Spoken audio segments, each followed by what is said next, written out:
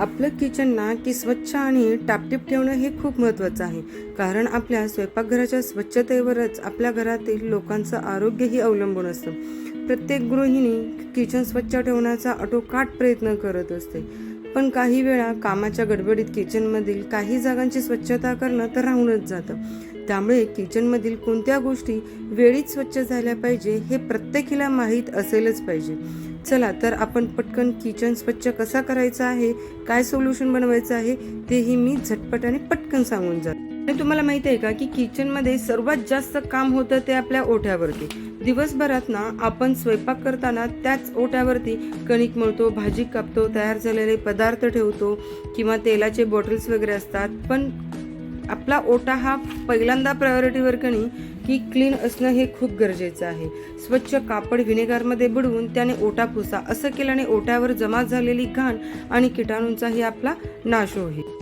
आणि आपल्या किचनमध्ये ना की ग्लास वगैरे असतात किंवा काचेचे आपले डोअर्स वगैरे असतात ना, तर त्याला ग्लास क्लीनर मिळून जातं ना, ते डायरेक्टली मार्केटमध्ये आपल्याला मिळून जातं. त्याच्याने खरंच खूप छान स्वच्छ होतं. आणि मी अजून एक सोल्युशन बनवलेलं होतं, म्हणजे बेकिंग सोडा, व्हिनेगार आणि डिटर्जंट ह्या तिन्ही गोष्टी मी एकत्र करून ना बाकीच्या सगळ्या गोष्टी मी क्लीन करून घेतल्या. त्याच्याने खूप छान असं क्लीनिंग होतं.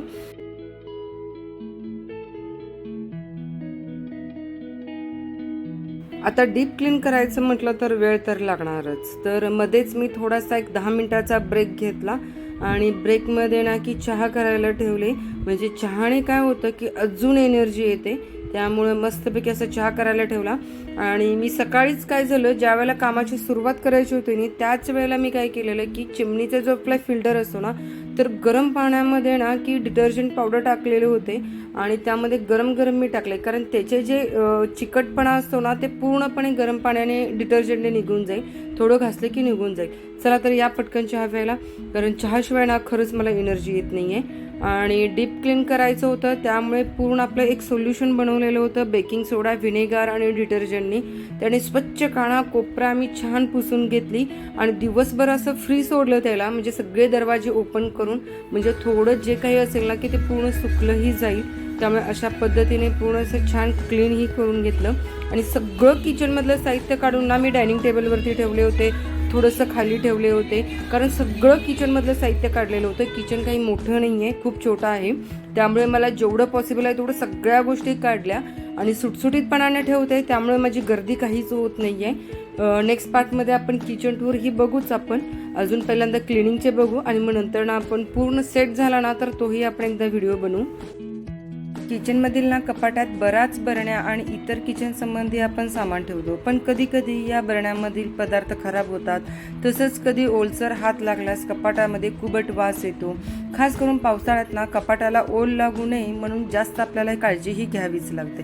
सध्या तर समर आहे त्यामुळे काही प्रॉब्लेम नाही आहे. किंवा आपल्या किचनमधील कपाटाची स्वच्छता करण्यासाठी गरम पाण्यात साबण घालून स्पंज किंवा स्क्रबिंग पॅडने स्वच्छ करा.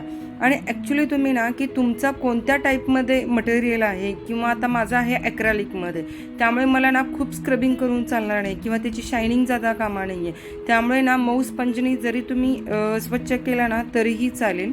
आणि नंतर ना काय होतं की बाबा दरवाजे, कपाटाचे दरवाजे, हँडल्स खोलण्याची जागा ही नीट स्वच्छ करा. कारण ना याच जागा जास्त घाण आणि चिकट होतात. हे ॲक्च्युली डीप क्लीन जेव्हा करतो ना त्याच वेळेला आपल्याला समजून येतात. वरचेवर आपण स्वच्छ करतो कारण आपल्याकडं खूप वेळ कमी असतं. पण ॲटलिस्ट मला वाटतं की 6 महिन्यातून एकदा तरी ना की डीप क्लीन करणं हे खूप गरजेचं आहे.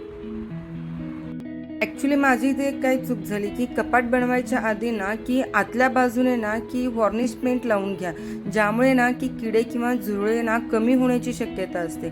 आणि क्लिनिंग असेल ना तर झुरळं खरंच होत नाही आहेत. किंवा तेलाचे डाग साफ करण्यासाठी की नाही वरचेवर व्हिनेगरने ती साफ करा, किंवा त्याशिवाय लिंबूचाही वापर आपण करू शकतो. त्यामुळे आपले ही डाग जाण्याची थोडीफार शक्यता ही खूप चांगली असते. आणि नंतर ना मोस्ट इम्पॉर्टंट असं आहे, आपण ह्या सगळ्या गोष्टी आपण करतोच. किचनमध्ये ना की समोर आपल्या आल्यावरती काय दिसतं, तर आपली किचनमधील टाईल्सची स्वच्छता आपण कशी करतो. तर बरेचदा आपण किचन सुंदर दिसण्याकरता ना खास टाईल्स आपण लावून घेतो. पण या टाईल्स गॅसजवळच असतात. त्यावर प्रत्येक वेळी आपण पदार्थ केल्यावर फोडणीचा तेल तर उडतो. त्यामुळे त्याची साफसफाई साफसफाई करणं ही खूप गरजेचं आहे. तर ॲक्च्युली काय करायचं की टाईल्सवरील डाग व्हिनेगरने पुसून लगेच गरम पाण्यात साबण घालून धुवून घ्या.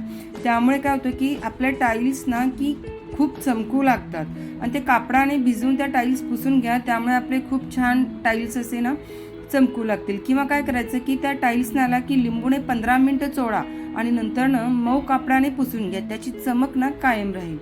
हे छोटे मोठे टिप्स आणि ट्रिक्स असतात ना तर ते आपल्या खूप उपयोगी पडतात आणि आपला खूप वेळही वाचतो. व्हिडिओ कसा वाटला, तुम्हाला टिप्स आणि ट्रिक्स कसे वाटले नक्की जरूर कमेंट करून सांगा. अजूनही आपल्याला किचन टिप्स आणि ट्रिक्स बघायचे आहेत नेक्स्ट पार्टमध्ये. C you in next